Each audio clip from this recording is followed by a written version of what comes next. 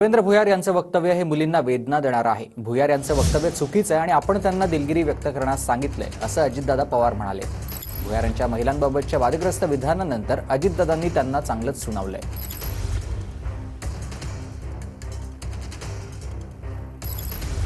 देवेंद्र भुयार यांनी महिलांबाबतचं केलेले एक वक्तव्य आणि ते वक्तव्य त्यानंतर व्हायरल झाल्यानंतर आता अजितदादांनी देखील देवेंद्र भुयार यांना सुनावलेलं आहे। आपण त्यांना दिलगिरी व्यक्त करण्यास सांगितल्याचं देखील अजित पवार म्हणाले। पाहिजे असेल तर पोरगीसाठी तो पोरगा नोकरीवाला पाहिजे। पोरगी जर चांगली स्मार्ट पाहिली असेल, एक नंबर देखणी असेल तर ते तुमच्या माझ्यासारख्या पोट्याला भेटत नाही, ते नोकरीवाल्याला भेटते। आणि दोन नंबरची पोरगी कोणाला भेटते? ज्याच्यावर पांठेला आहे, एखादा धंदा आहे, किराणा दुकान आहे, पांठेला चालवते, अशा माणसाला दोन नंबरची पोरगी डोंबरी डांबरी भेटते। आणि तीन नंबरचा जो गाय आहे राहिला सुद्धा हेवळली हावळली पोरगी शेतकऱ्याच्या पोट्याला भेटते। म्हणजे शेतकऱ्याच्या पोराचं काही खरं राहिलं नाही।